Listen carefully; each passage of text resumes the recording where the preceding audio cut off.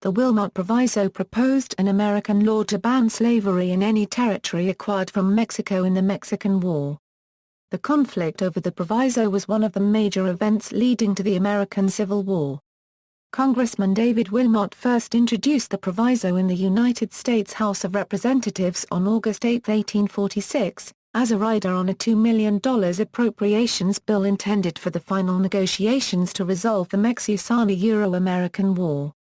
It passed the House but failed in the Senate, where the South had greater representation. It was reintroduced in February 1847 and again passed the House and failed in the Senate. In 1848, an attempt to make it part of the Treaty of Guadalupe Hidalgo also failed. Sectional political disputes over slavery in the Southwest continued until the Compromise of 1850. Background: after an earlier attempt to acquire Texas by treaty had failed to receive the necessary two-thirds approval of the Senate, the United States annexed the Republic of Texas by a joint resolution of Congress that required simply a majority vote in each House of Congress. President John Tyler signed the bill on March 1, 1845, a few days before his term ended. As many expected, the annexation led to war with Mexico. After the capture of New Mexico and California in the first phases of the war, the political focus shifted to how much territory would be acquired from Mexico. The key to this was the determination of the future status of slavery in any new territory. Both major political parties had labored long to keep divisive slavery issues out of national politics. The Democrats had generally been successful in portraying those within their party attempting to push a purely sectional issue as extremists that were well outside the normal scope of traditional politics. However, midway through Polk's term, Democratic dissatisfaction with the administration was growing within the Martin Van Buren, or Bonbenna, wing of the Democratic Party over other issues. Many felt that Van Buren had been unfairly denied the party's nomination in 1844 when Southern delegates resurrected a convention rule, last used in 1832, requiring that the nominee had to receive two-thirds of the delegate votes. Many in the North were also upset with the Walker Tariff, which reduced the tariff rates. Others were opposed to Polk's veto of a popular river and harbor improvements bill, and still others were upset over the Oregon settlement with Great Britain, where it appeared that Polk did not pursue the Northern Territory with the same vigor he used to acquire Texas. Polk was seen more and more as enforcing strict party loyalty primarily to serve Southern interests. The Whigs faced a different scenario. The victory of James K. Polk over Henry Clay in the 1844 presidential election had caught the Southern Whigs by surprise. The key element of this defeat, which carried over into the congressional and local races in 1845 and 1846 throughout the South, was the party's failure to take a strong stand favoring Texas annexation. Southern Whigs were reluctant to repeat their mistakes on Texas, but, at the same time, Whigs from both sections realized that victory in territorial acquisition would again bring out the issue of slavery and the territories. In the South in particular, there was already the realization, or perhaps fear, that the old economic issues that had defined the second-party system were already dead.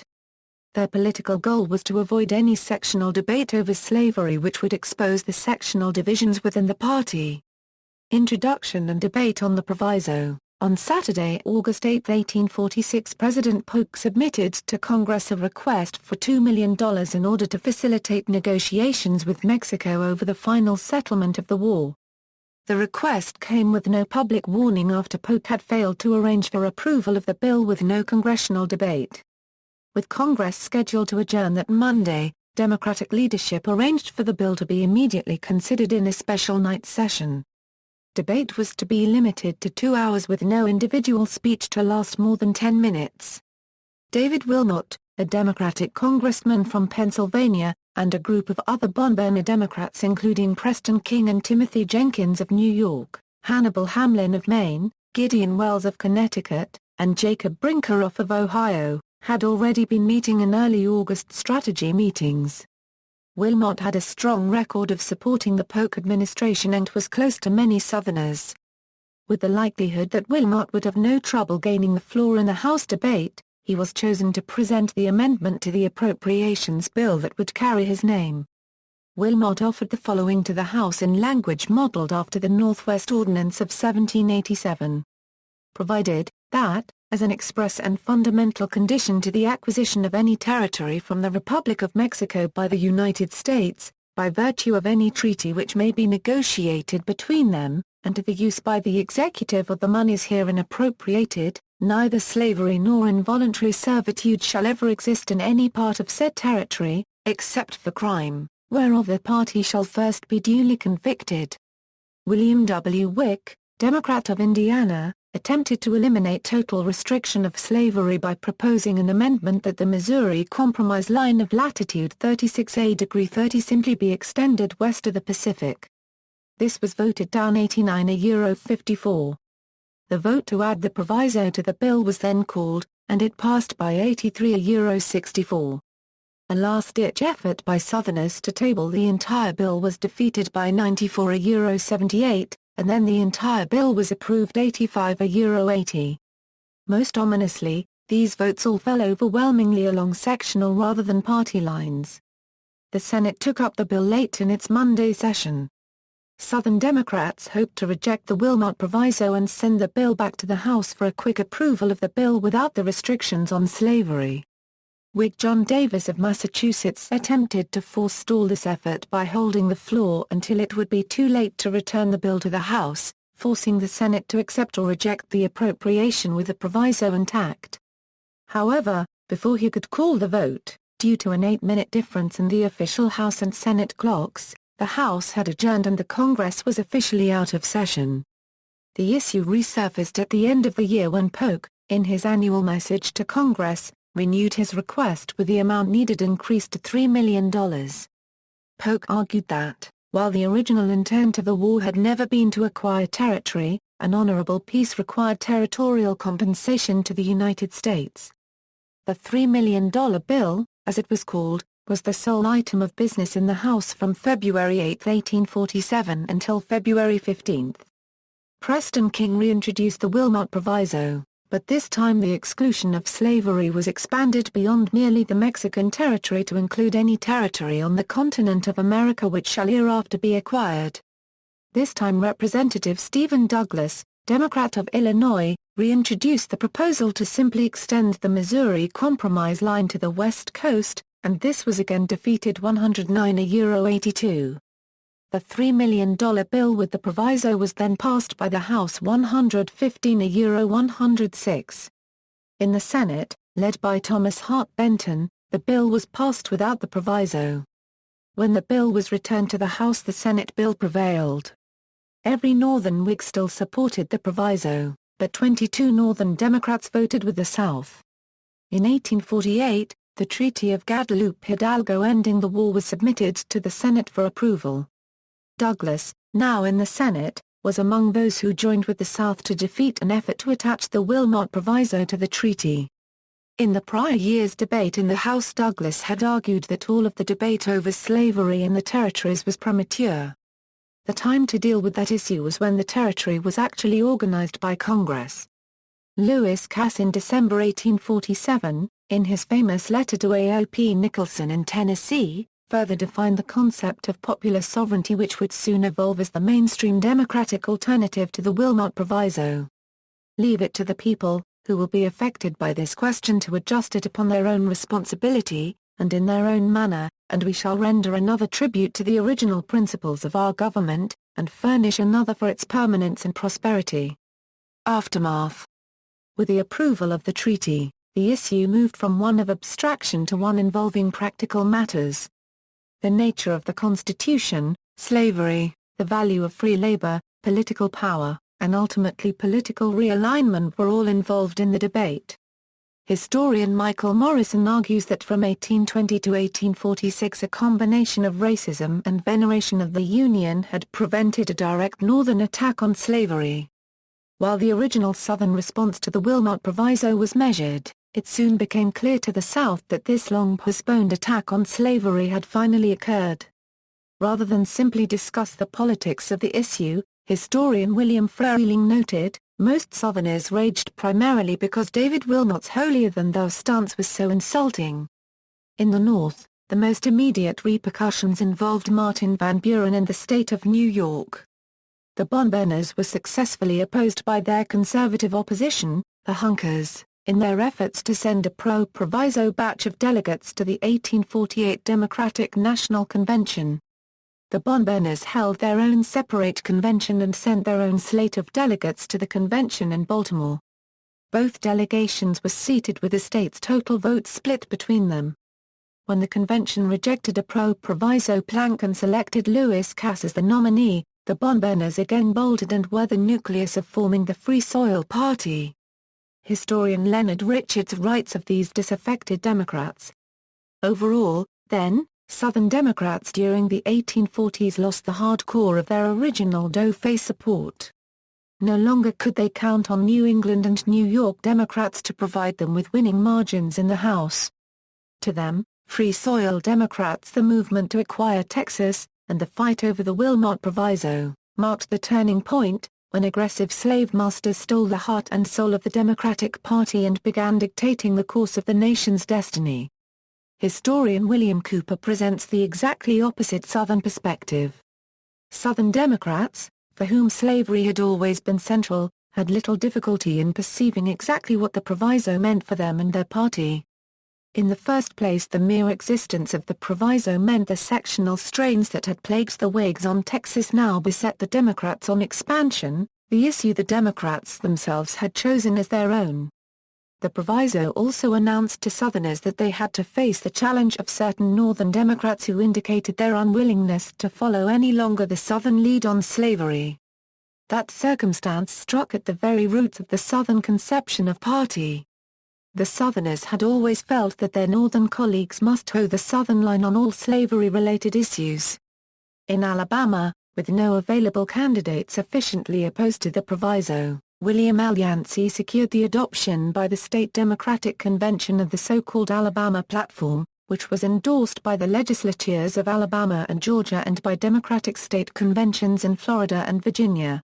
The platform called for no federal restrictions of slavery in the territories, no restrictions on slavery by territorial governments until the point where they were drafting a state constitution in order to petition Congress for statehood, opposition to any candidate supporting either the proviso or popular sovereignty, and positive federal legislation overruling Mexican anti-slavery laws in the Mexican Cession.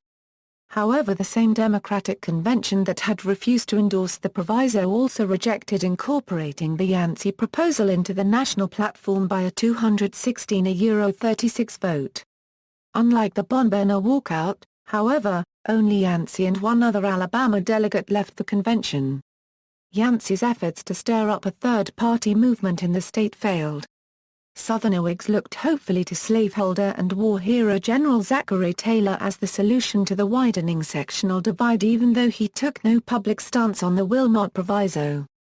However, Taylor, once nominated and elected, showed that he had his own plans. Taylor hoped to create a new nonpartisan coalition that would once again remove slavery from the national stage. He expected to be able to accomplish this by freezing slavery at its 1849 boundaries and by immediately bypassing the territory stage and creating two new states out of the Mexican Cession. The opening salvo in a new level of sectional conflict occurred on December 13, 1848, when John G. Palfrey of Massachusetts introduced a bill to abolish slavery in the District of Columbia. Throughout 1849 in the South, the rhetoric of resistance to the North escalated and spread. The potentially secessionist Nashville Convention was scheduled for June 1850. When President Taylor in his December 1849 message to Congress urged the admission of California as a free state, a state of crisis was further aggravated. Historian Alan Nevins sums up the situation which had been created by the Wilmot Proviso.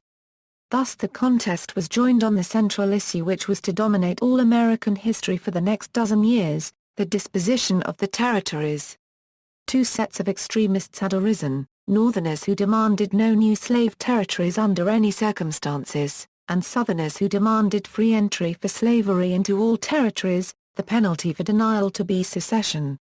For the time being, moderates who hoped to find a way of compromise and to repress the underlying issue of slavery itself, its toleration or non-toleration by a great free Christian state, were overwhelmingly in the majority. But history showed that in crises of this sort the two sets of extremists were almost certain to grow in power, swallowing up more and more members of the conciliatory center. Combined with other slavery-related issues, the Wilmot Proviso led to the Compromise of 1850, which helped buy another shaky decade of peace. Radical secessionists were temporarily at bay as the Nashville Convention failed to endorse secession. Moderates rallied around the compromise as the final solution to the sectional issues involving slavery in the territories. At the same time, however, the language of the Georgia Platform, widely accepted throughout the South, made it clear that the South's commitment to union was not unqualified. They fully expected the North to adhere to their part of the agreement. See also, Slave Trade Acts, Proviso Township, Illinois, named for the Wilmot Proviso. Notes. Bibliography, Berwanger, Eugene H. The Frontier Against Slavery, Western Anti-Negro Prejudice and the Slavery Extension Controversy. ISBN 0-252-07056-9. Cooper, William J. Jr. The South and the Politics of Slavery 1828–1856. ISBN 0-8071-0775-1. Earl, Jonathan H. Jacksonian Anti-Slavery and the Politics of Free Soil, 1824–1854. ISBN 0-8078-2888-2. Fner, Eric. Free Soil, Free Labor, Free Men, The Ideology of the Republican Party Before the Civil War. ISBN 0-19-509981-8. Freeling, William W. The Road to Disunion, Secessionists at Bay 1776–1854. ISBN 0-19-505814-3.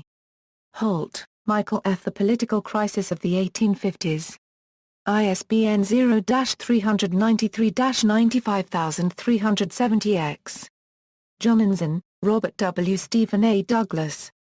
ISBN 0-252-06635-9. Levine, Bruce. Half Slave and Half Free, The Roots of Civil War. ISBN 0-8090-5352-7. McKnight, Brian D. Wilmot Proviso. In Heidler, David S. Heidler, Jean T. Encyclopedia of the American Civil War. ISBN 0-393-04758-X. Morrison, Michael A. Slavery and the American West, The Eclipse of Manifest Destiny and the Coming of the Civil War. ISBN 0-8078-2319-8. Nevins, Alon. Ordeal of the Union, Fruits of Manifest Destiny 1847–1852. Niven, John. John C. Calhoun and the Price of Union, A Biography. ISBN 0-8071-1451-0. Potter, David M. The Impending Crisis 1848–1861. ISBN 0-06-131929-5. Richards, Leonard L. The Slave Power and Southern Domination 1780–1860. ISBN 0-8071-2537-7. Silby, Joel H. Storm Over Texas, The Annexation Controversy and the Road to the Civil War. ISBN 0-19-513944-5. Walther, Eric H. William Lowndes Yancey, The Coming of the Civil War. ISBN 0-8078-3027-5. External links, Wilmot Proviso, Wilmot Proviso. New International Encyclopedia 1905.